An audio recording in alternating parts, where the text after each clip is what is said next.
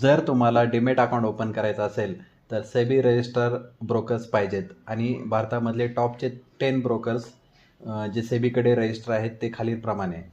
Number 1 Zerodha, number 2 grow, number 3 angel one, number 4 Upstox, number 5 ICICI directs, number 6 HDFC securities, number 7 Kotak securities, number 8 Motilal Oswal, number 9 SBI securities आणि 10वा नंबरला int मनीज. यापैकी कोणतेही तुम्ही broker demat account open करण्यासाठी use करतात. त्यासाठी लागणारे आवश्यक डॉक्युमेंट्स. पॅन कार्ड हे कंपल्सरी आहे सगळ्याच डीमॅट अकाउंट ओपन करण्यासाठी. त्यानंतर आयडेंटिटी प्रूफमध्ये तुम्ही Aadhaar card, passport, voter ID, driving licence यापैकी कोणतेही एक यूज करू शकता. त्यानंतर आधार ॲड्रेस प्रूफसाठी Aadhaar card, passport, voter ID, driving licence यापैकी कोणतेही चालेल.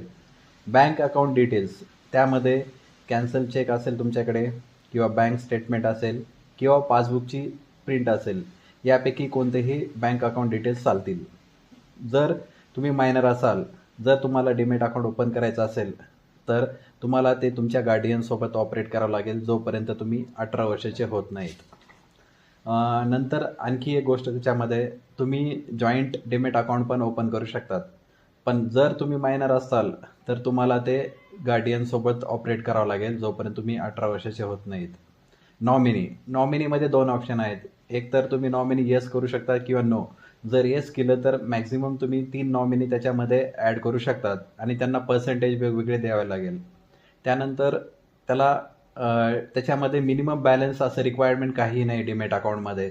0 बॅलन्स असेल तरी चालेल आणि अकाउंट ओपनिंगला सध्या कुठलेही चार्जेस लागत नाहीत.